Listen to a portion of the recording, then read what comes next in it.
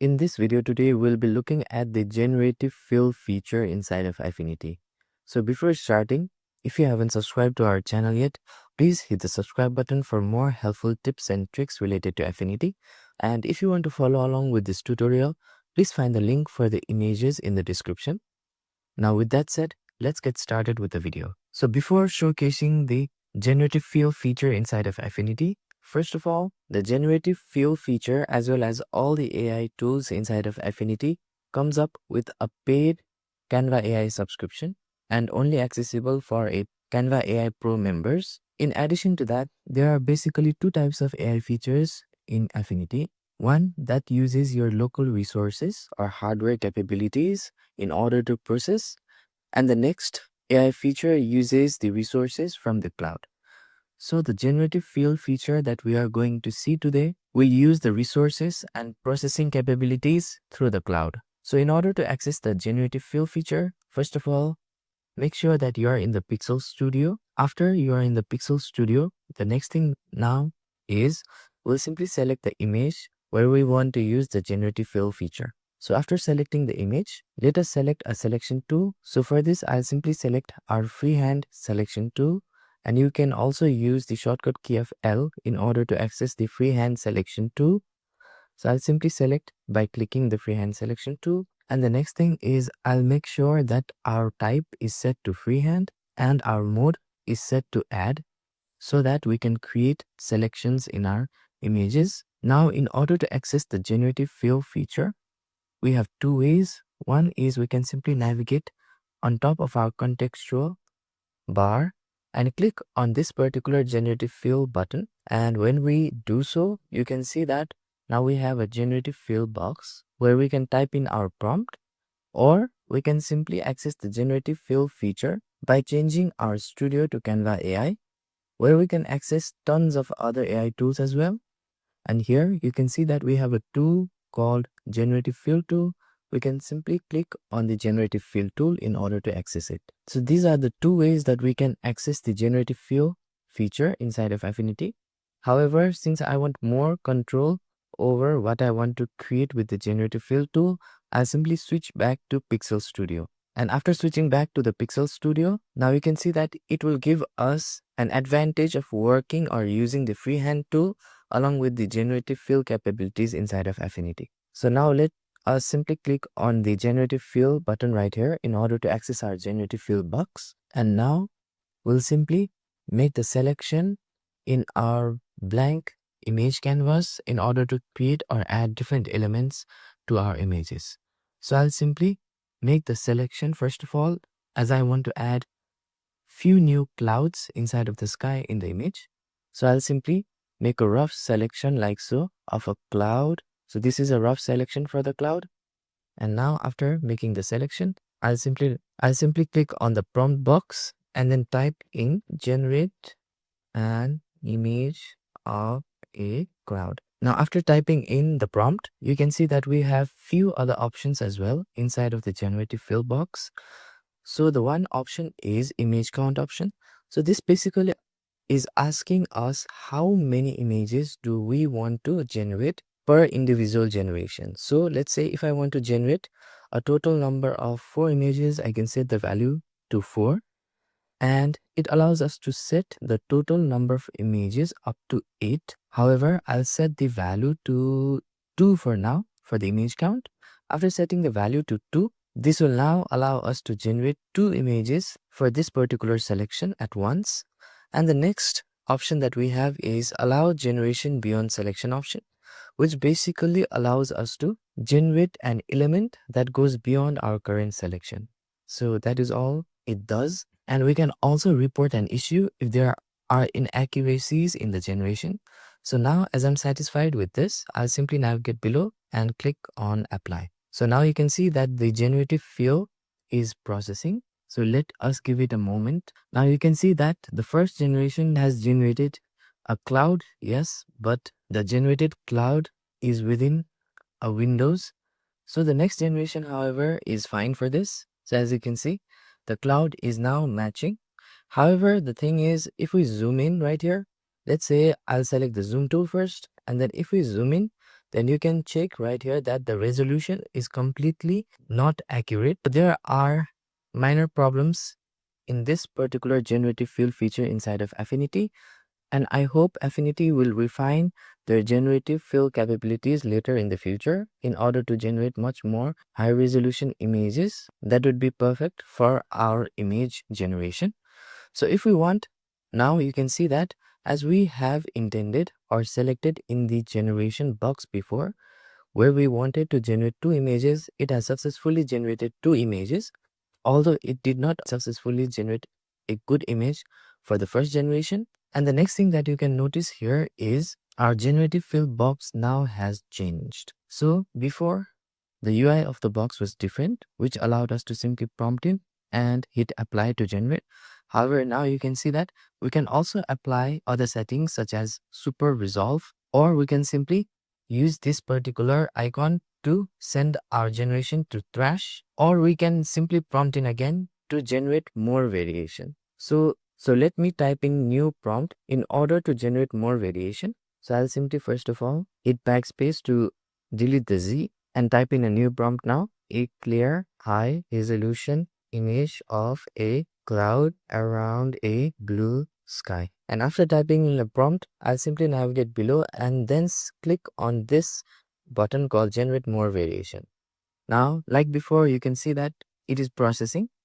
So let us give it more time. Since it is processing on the cloud, now I'll skip it directly to the final generation. Now you can see that it has generated the cloud. However, the first generation, as usual, is not quite as intended. However, the second generation is fine. But if we zoom in at max, then you can notice that still the resolution or the pixel problem still exists in our generation. However, let us keep this particular generation as it is. And now I'll simply close our variation box and then click outside of the canvas and use the shortcut key of Command 0 to fit the view of the image exactly on the screen. Now, similar to this, let us again use our freehand tool and then add or generate more clouds like so. So I'll simply do a rough selection on top of our sky like so. And similar to before, I'll again select generative fill option and then type in the prompt stating that a clear clouds in a clear blue sky. And after typing in the prompt, similar to before, this time I'll simply increase our image count to the value of, let's say, 3 for now. And after setting the value of image count to 3, I'll navigate below and hit or click on apply to generate. Now let's give it a moment in order to generate our image of the cloud. Now it is taking a time at usual, so I'll simply skip the generation. Now this is the cloud that it has generated. So compared to this one, this cloud is very much blurry. Now let's check other clouds as well. So I'll simply select this one. So this cloud also does not meet our expectation. So let's try the third one. So this cloud is a bit fine. However, the shape are a bit unusual. So first of all, let's try clicking the super resolve feature so that it will fix the resolution of this particular cloud. So we'll simply click on the super resolve feature. And right now you can see that nothing is happening. So I think this is an issue. So the other thing we can also do is get rid of further generation by simply selecting the generation and clicking on the trash icon to delete it. So I'll select this particular generation, and after selecting this generation, I'll close the variation box. And now after closing it, if you look at the right, you can see that in our generation, a new layer has been created for each individual generation with a layer mask. So what I'll do is simply select the layer mask, choose a brush, and after selecting or choosing the brush tool, I'll make sure that the foreground color is set to black and turn off the settings on our contextual bar of weight edges so that it will not give a problem. And then I'll change the brush type by coming to the brush panel and changing the category to basic. And from the basic category, I'll select soft round brush. So I'll simply select a soft round brush of 64 in size. And now I'll again go back to our layers panel and then simply now brush over the sky or clouds that we do not want. So I'll simply increase the size of the brush first and then simply brush over our clouds like so. And now you can see that it is getting rid of the clouds as well as few dark edges that we do not want. Similarly, we can also now select the layer mask of our initial cloud generation and then brush around the edges like so in order to get rid of any unwanted seams or border that was generated in our generation. So after we are satisfied with the masking, now let us try creating something intricate. So for that, I'll simply select the freehand tool again, and this time I'll make a rough selection to generate an image of a tree inside of our image. So I'll simply do a rough selection. So this is the tree maybe. So this is the rough selection for our tree like so. And after making the selection for the tree, I'll simply select Generative Fill like before. And then I'll simply give in a simple prompt stating an image of a tree with intricate branches. And now after giving in a prompt, I'll choose the value of image count to somewhere at maybe 2 for now. And set the checkbox of allow generation beyond selection to checked. And now I'll simply hit on the apply button to generate the image of a tree. Now you can see that the generative fill is processing. Now let us give it a more time. Now you can see that it has generated quite good tree. Now let us check our second generation. So the second generation is also fine. So what we can do here is we can select any one of the tree that has been generated. So I prefer the first one. So I'll simply select the first tree, since I think the alignment is working best with the environment of the image here. And the other thing we can also do now is select the zoom tool and then first of all zoom in to check the resolution of the generated tree. So the resolution quite does not fit with the resolution of our background image right here. However, let us try by simply clicking on the super resolve feature right here. And I don't know, for some reason the super resolve feature is not working for each individual generation right now.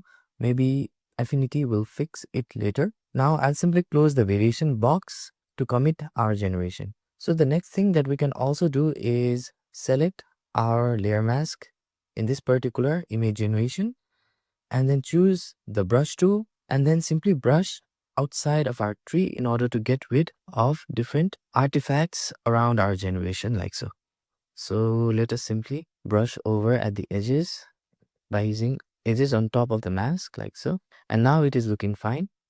Now let me go ahead and select our move tool, and after selecting the move tool, I'll pan the image exactly to the center of our generation. And let's say if we want to generate further and we are not satisfied with this particular generation, then we can simply double click on the thumbnail of the layer of any of our image generation, and we'll again get back the variation UI. And then again, we can type in the prompt and generate different images. So for example, now I can type in a prompt saying that an image of a tree with a lush green leaves. And after typing the prompt, I can simply now hit the button generate, and now it is again starting to generate the variation. Now I'll skip it to the final generation since it might take a few time. So this is our final generation. So if we check both of these generation, you can see that the second generation is a bit not natural since it has been affected with the mask that we recently applied. And the next thing is if you check the branches, then the branches are all dark. Therefore, it is not matching with our image. However, I think the initial generation is a bit fine for this image. So I'll simply close the variation box, and now I'll use a shortcut key of Command+0 in order to fit our image to the screen. So this is how the generative fill feature works inside of Affinity. And the final verdict is, although this feature could be used to some extent inside of Affinity, there is still room for improvements for much more precise generation of images. And I hope Affinity will work on it in the future. If you find this video valuable, then please click on the like button. And for more helpful tips and tricks related to Affinity, hit the subscribe button. Thank you for watching this video and see you on the next video.